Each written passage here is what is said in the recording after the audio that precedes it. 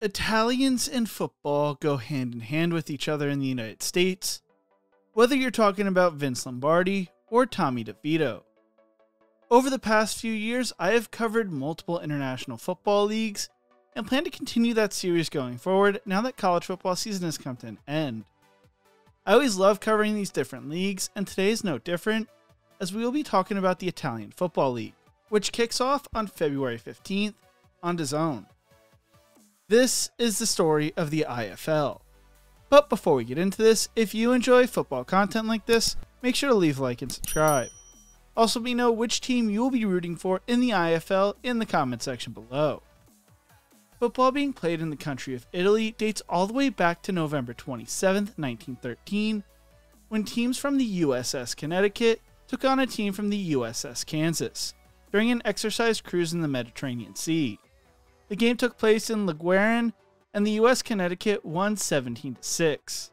The game would once again return to Italy during World War II, and the game traveled from the south up to the north as the American troops advanced. On November 23, 1944, a touch football match was played at the Stadio della Vittoria in Bari between the Playboys and the Technical School in the Bambino Bowl in front of 5,000 fans, in which the Technical School won 13-0.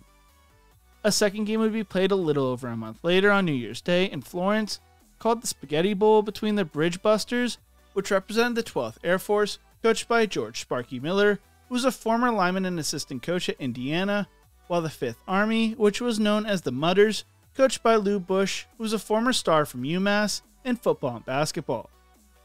Players on the Army squad included Philadelphia Eagle tackle Sergeant Cecil Sturgeon and Black Los Angeles Bulldog fullback Corporal John Big Six Moody.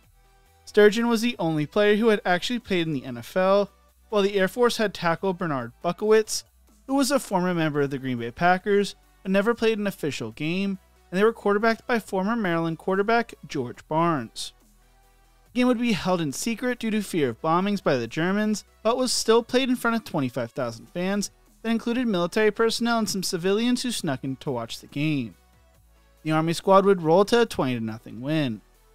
The next documented game would not take place until 1948 in Trieste, as the game was organized by the Trieste United States troops and saw the SPs prevail over D Company by 3 touchdowns.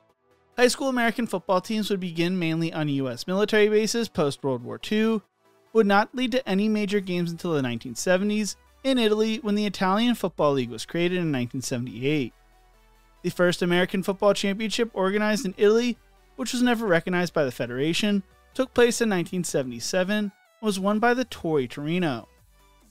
The first championship recognized by the Federation was played in June of 1978, in which the Rhinos Milano defeated the Gallerate Frogs 36-0. In 1980, the first official American Football League in Italy was established and crowned a champion known as the Italian Football League. Lupi Roma would be the first team to win an Italian Football League title.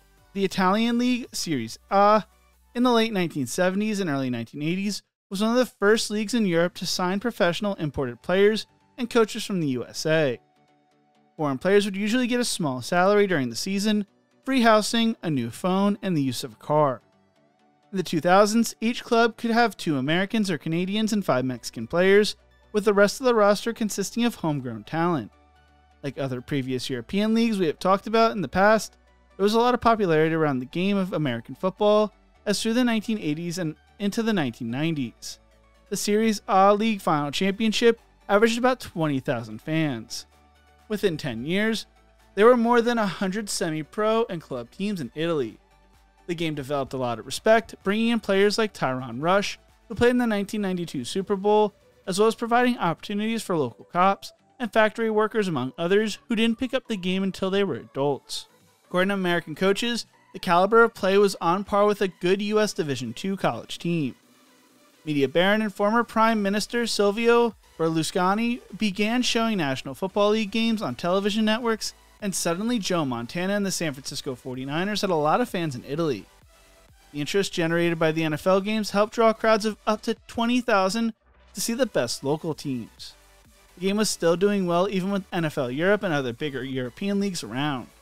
In 2007, there was a restructuring of the league as some of the best clubs, including the Milano Rhinos, Parma Panthers, Bologna Doves, and Bolzano Giants formed the new IFL to replace the National Football League Italy. Some historic programs chose not to join and stayed in the old league, which plays in different tournaments organized by different federations, but as time went on, more and more teams chose to join the new league. Now most of the bigger teams have joined the IFL and are either playing in the First Division or Division 2. The teams play to win the Italian Bowl, which was previously called the Italian Super Bowl. The teams go through a playoff to decide the champion. The previous dynasty of the league is the Lions Bergamo, which is located in a quaint medieval city in the northern Italian industry heartland.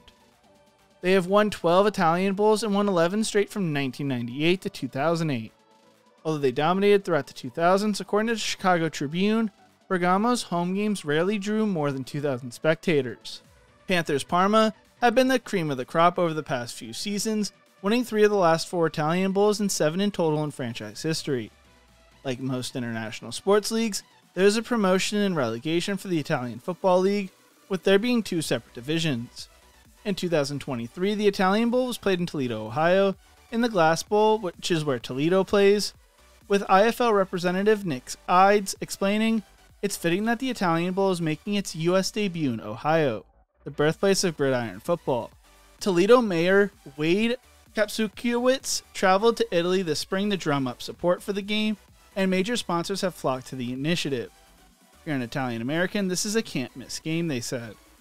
More than 12,000 tickets were sold. The championship game returned to Italy in 2024, being played at Benelli Stadium in Ravenna, but will return this year to Toledo once again. The game is planned to be even bigger this year, after a lot of success in 2023. Ide would explain, "I think just the feedback from both sides of the pond, the Italian side of it and how happy they were, how happy the teams were, being able to play the championship game, people said, are we going to get it back? That would be fun to get these guys back here." The mayor said back in 2023, bowl festivities helped bring in nearly $10 million to the local economy. He said this year there is even more potential to bring in revenue. He went on to say, "Now, 2 years later, we have more tourists coming, we already know that. We have more fans in the stadium, more events planned, more eyeballs on the screen, if you will. All of that will contribute to the local economy." Heading into last season, there was a lot of excitement surrounding the league. The AFI wrote last year, "Firstly, Brian Perini is a 4-time Super Bowl champion with the 49ers and Denver Broncos and will be advising the Milano Rhinos this season. This is reminiscent of other former coaches and players who have taken an interest in European football over the recent years." Milano quarterback Hamish McClure first came to European attention following a record-breaking season with UWE in the UK, following his education at Nevada, or taking his talents to Swedish and Austrian leagues.